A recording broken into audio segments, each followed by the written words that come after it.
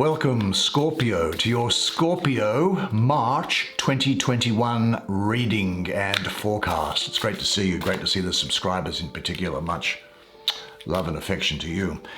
Now, we're going to draw 5 cards because that's all we need, don't we, as your subscribers know, because each card has a great jam-packed full of information that's of use to you. I've seen a number of you Scorpios recently for one-on-one private readings. It's been great to get to know you personally.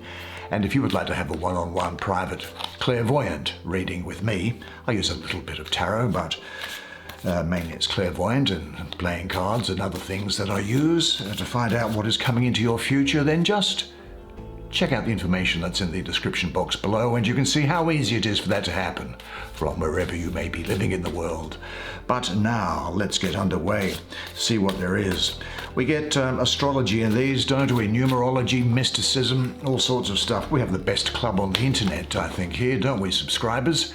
And we love our readings here. They're different, they're good. So let's see what there is.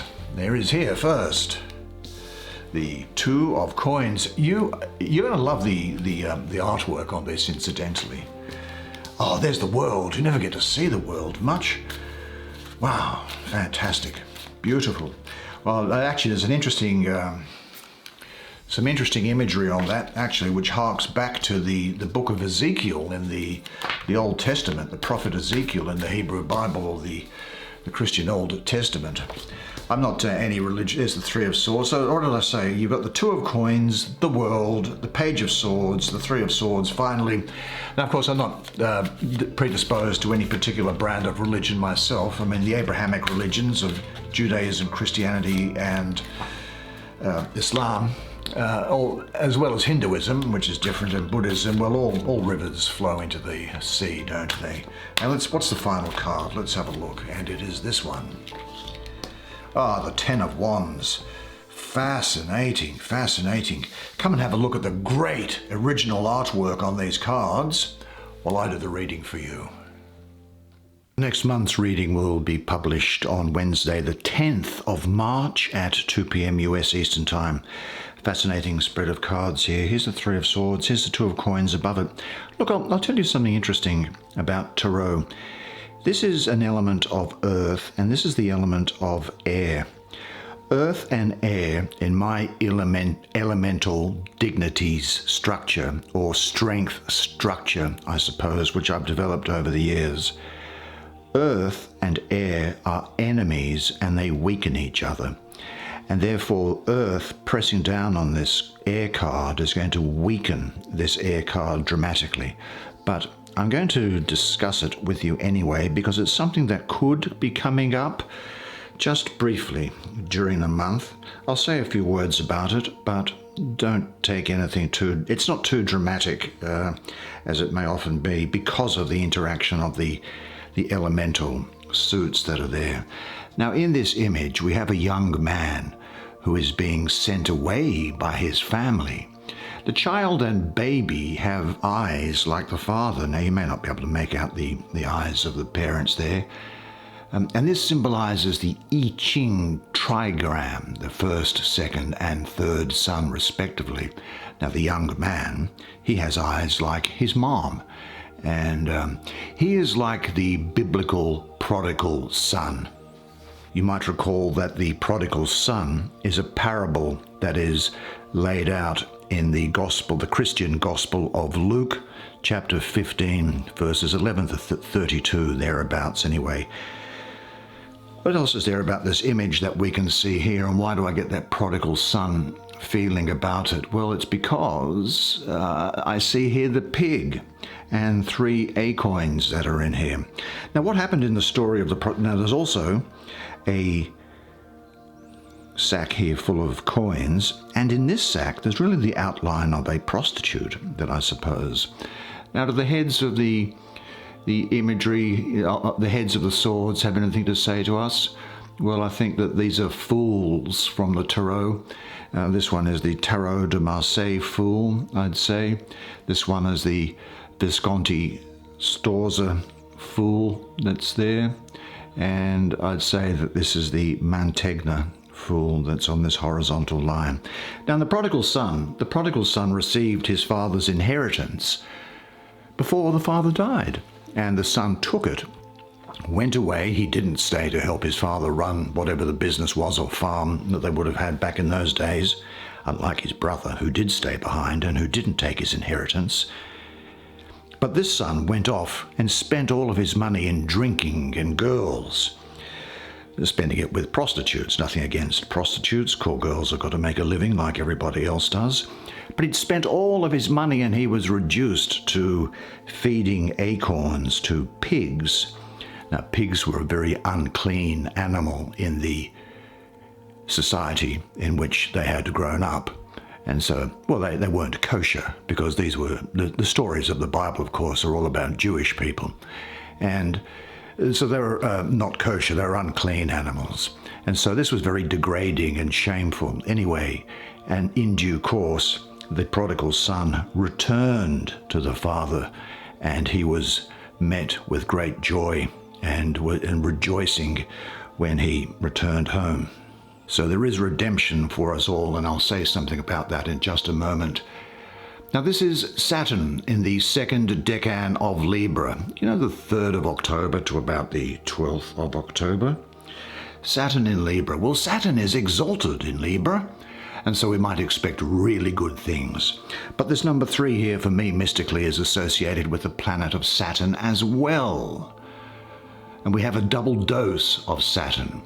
And Saturn, certainly in its lowest forms, there are a number of different forms in my outlook on the various planets, but in its lowest form, Saturn is about limits, restrictions, time, form, and formality. And the suit of swords, well, the suit of swords results from the union, if you like, of the suits of cups and wands, of fire and water, which are inherently in conflict with one another, and they produce the suit of swords. And so we expect to see some instability in the suit of swords. It can be especially difficult. So I think what we have here are things like worries, doubts, maybe some lack of clarity, a feeling of heaviness. There may well be a tension in a three-sided relationship that's here.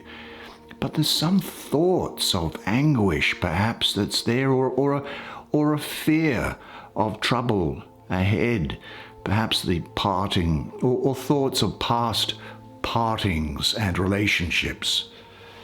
Yes, it's I think thoughts about sorrow, perhaps over past hurts, past losses, or separations, and it may give rise for a moment to fears, melancholy, unhappiness, or a longing to be whole. Thoughts of sorrow is what this refers to.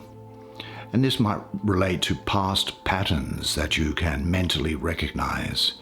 I think it also says that perhaps you haven't released some past pattern or event, and that is currently producing within you a troubled mind or an unhappy mind about something.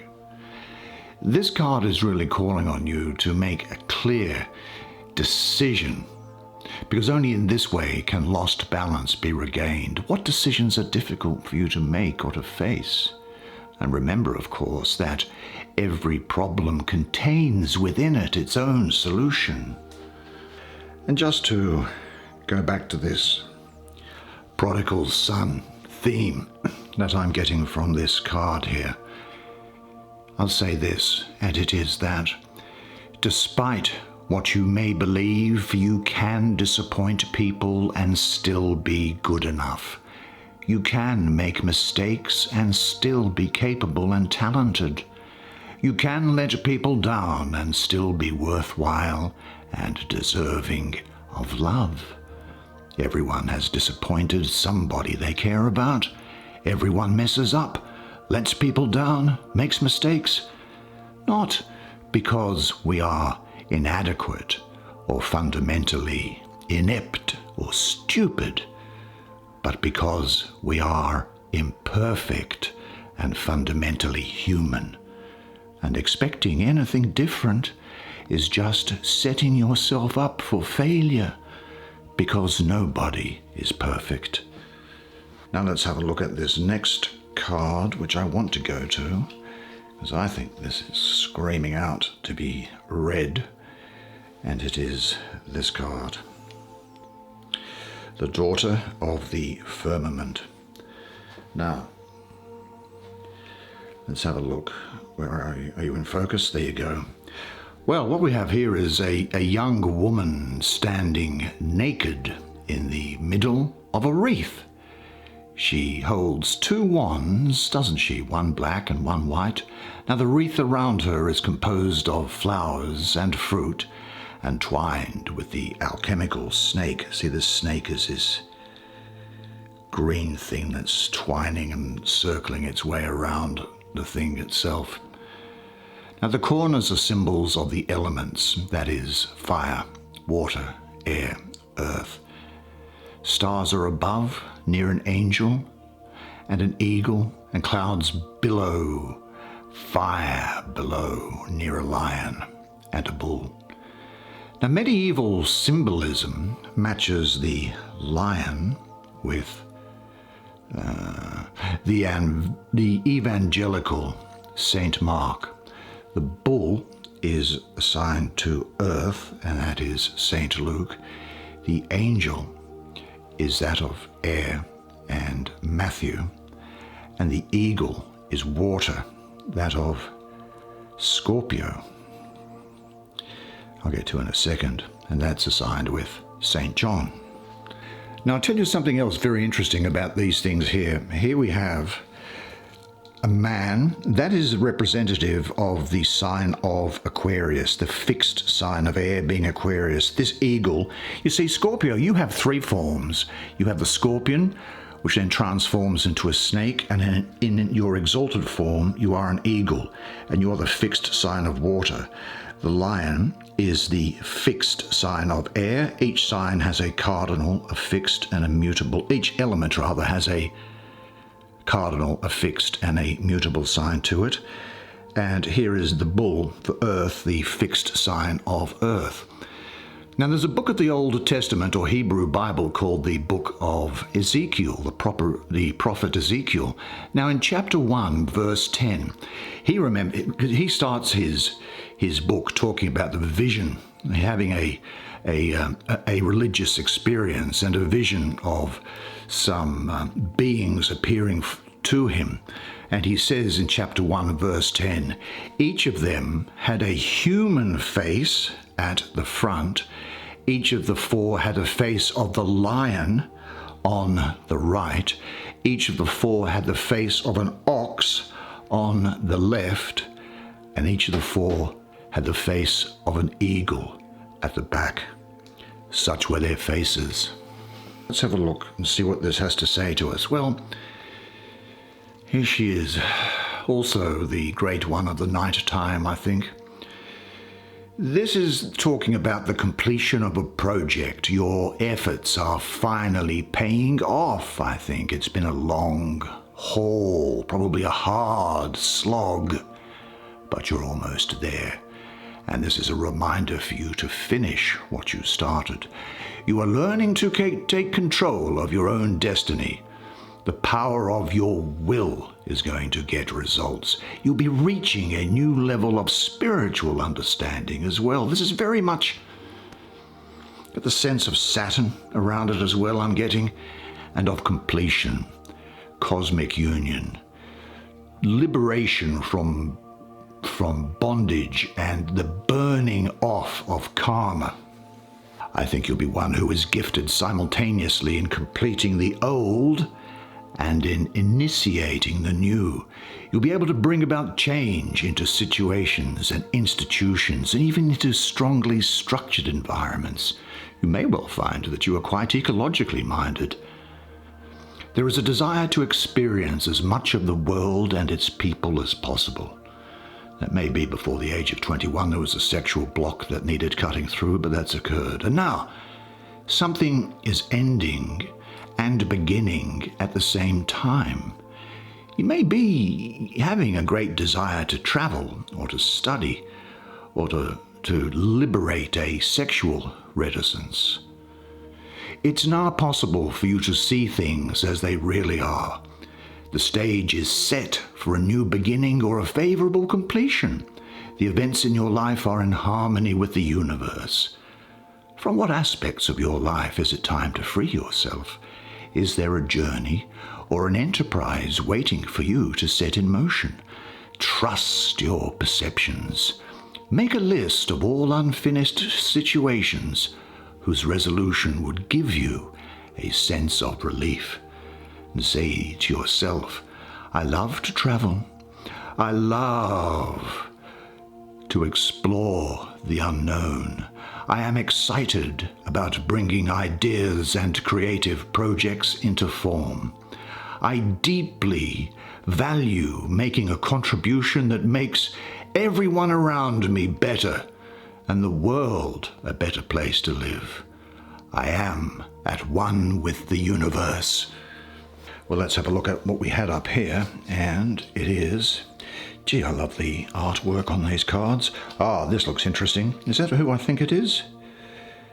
Yep, I think it is. Okay, now, this picture here, this is interesting because this actually relates to what is called the story of Susanna.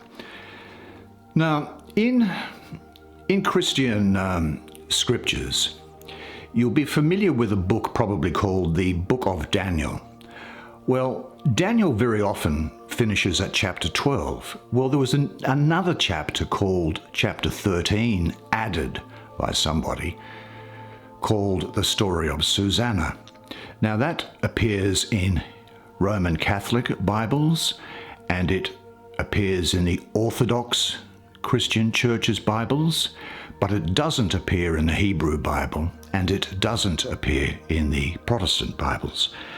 But anyway, I'll tell you first of all, this thing here, this is two coins here, obviously, the two of coins, the Lord of Material Change, and this is, it's harmonious change which is coming about here. This is the triumph of Mercury. And I'll get into the story here. This is Susanna looking in the mirror. And see these two old guys?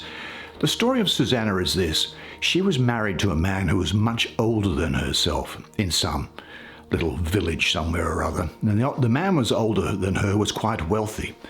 Anyway, each day she used to go and take a bath out in a courtyard out in the back of the house. Anyway, two old lechers used to spy on her when she'd get undressed and naked and getting into her bath. Anyway, one day after this day, she had dismissed her maidservant, or slave, I suppose it would have been back then. So she was taking the bath by herself. And after she'd finished and was getting out, the two old guys came down and said, "Look, you better have sex with us, or we're going to tell everybody that you were having an adulterous affair with a young man." Well, of course, the young woman refused, as you would. Anyway, they went off and they told everybody. Anyway, she was condemned to death for adultery. And Daniel, from the book of Daniel, but this time when he was a little boy, stood up and said, "Hang on, these two old guys should be cross-examined separately." And one of them said that she had sex with the young man under an oak tree, which was a very big tree. And the other one said that she'd had sex with the young man under, I can't recall the name of the tree, but it was a very small tree. But the point is that their testimony indicated that they'd made the story up because they couldn't get the tree right, the big tree versus a little tree. Anyway, they were put to death, and her reputation was restored. Interesting, eh? Now, this is Jupiter in the first decan of Capricorn, 23rd of December to the 2nd of January. Well, Jupiter and Capricorn, this is kind of potentially inharmonious, isn't it? Because Jupiter is all about expansion, and Capricorn is about conservatism and practicality. But because we're so high up on the tree, the two, it's just the ace ahead of it, I don't think there's a lot of problem with that. And so I think there's good things here. I think it's movement and flux and maybe a few ups and downs, but growth through change. I think you'll be very good at multitasking during the year, and at this time, and you could even find that you have a heavy workload, but you will be enjoying your work. And that's a welcome change, isn't it? And you might also find that there is a welcome change that comes by which moves you into a better place. I think this is saying that this is time for you to go with the flow in your life and trust in the process of change so that you can find harmony and balance. Now, constant changes in fortune can make things difficult to get off the ground, but the point is there's nothing financially or materially set in stone at the moment. It reminds you to make sure that your day-to-day affairs are in order, because this is really, with that Capricorn element in it, it's really an energy which talks about good management of your practical affairs and finances. I know that might sound like a bit of a drag, but getting on top of bills and of chores is just as important as pursuing the more enjoyable activities in your life. Your life is subject to a constant change, which allows you to grow, extending and expanding you, intimately enriching you. Give yourself up to the transformation with trust. What internal or external changes are going on in your life? And where are you still clinging? And say to yourself, I trust in the harmony of my life and in the flow of my life. Every day, in every way, I am getting better and better. Now, there's an energy here which is being pushed out, that's on its way out, and that's this one here. And let's have a look at it, because it may ring a bell with you. Let's have a look. Well, the image to me looks quite straightforward. Here are two merchants with two mules that are laden with gold, probably, as well as other wares, coming down this road and hiding in ambush with clubs and rings of iron around them are 10 of the 10 bandits, presumably about to attack them. Now, this is Saturn ruling the third decan of Sagittarius, the 13th to 22nd of December. Well, Sagittarius wants to expand and express its optimism and spiritual side. And Saturn, as I mentioned a little while ago, can be about restriction. And so it represses the expansive nature of Sagittarius. It could be that you are feeling at this time, I feel, although this is coming out, that there is some repressed feelings, but I think that this repressed feelings has been dealt with by this now. I think that's why that's leaking over, because it's on the same line as it. See, it's leaking on, and that's being cured. Because you are worthy of love. You do have talent and intelligence. Maybe you're taking on too much, feeling the pressure. You might feel that you have no control over circumstances, or you could even be a victim of your own success, you know. In a sense, the Sagittarian readiness to communicate is blocked by Saturn, and strong fear arises. If you fear rejection, disapproval, or punishment, you will begin to repress your own impulses. Your strength, your vitality, and your life energy can't be expressed. Repressed, these energies turn into irritation, anger, maybe even violence. Could be a few things thrown around the kitchen. If this aggression finds no external outlet, you may turn it inward on yourself, and it may express itself as self-denigration or depression in all of its aspects, up to and including illness. I think what this energy is saying to you is for you to recognize and end your repression and restriction of your own life impulses. This is a step towards taking responsibility for yourself and freeing yourself from unjustifiable moral restrictions, moral in inverted commas, restrictions and limitations, really. Now, whether you are consciously repressing yourself or not, recognize that there is much more which you would like to express, experience, enjoy, and celebrate. Dare. Now, there are some things you have always wanted to say to certain people. What are those things, and who are those people? You can, for the time being, just for yourself, express those things right now. And say to yourself, I have the right to follow my feelings and life impulses. That takes us finally to, I think, this card here. Let me see if I can recollect my medieval art. Many years ago when I was a young man, I used to go to an art appreciation class on Monday evenings. I was the only man in it, and it was full of women. And so I certainly did appreciate the art appreciation classes. But along the way, I got to know something of art. Now here, this is the decadent character of the Commedia dell'arte Brighella. That's a sort of a medieval Renaissance art and puppetry thing here, where he's the villain. And he stands in a setting like that used in plays at the time and in pictures where he's the villain. Brighella was a sly villain who would do anything for money. He wears white robes trimmed in green and lined in yellow, and a peacock feather decorates his floppy hat. Armor glints beneath his robes.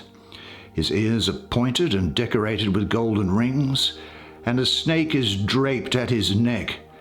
He slyly covers one eye with one hand, while his other hand holds a sword with a fox head handle, and a black cat slinks in front of him, and the moon is waning in the clouds.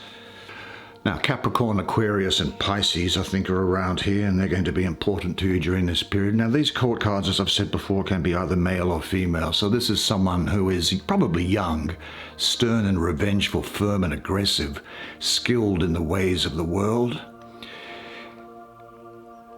She deals with situations involving the mind and I'm getting the feminine energy around this. She deals with situations involving the mind in a tangible way. That is, she can manifest her thoughts and make them a reality. That's what I'm getting here for you. This is really about you coming out of the clouds and into clarity, victory over your moods, and rebellion. You'll be clever in practical matters, especially where arguments rule. You could be aggressive and vengeful, but you'll be very forceful and outgoing in your manner and get ideas grounded. A really good time for you. Great set of cards.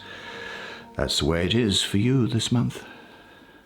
Well, that was fantastic. I really enjoyed doing that. What a fascinating reading, and what a great month it looks like it's going to be for you. Now, please do me a favor, press the like button. It's good for the YouTube thing, and it's good for the channel. I appreciate it. And look, there's one thing I want you to remember until I see you next month, and it is this, and remember it always, that you are a legend, and I look forward to seeing you again next month. Until then, it's bye for now.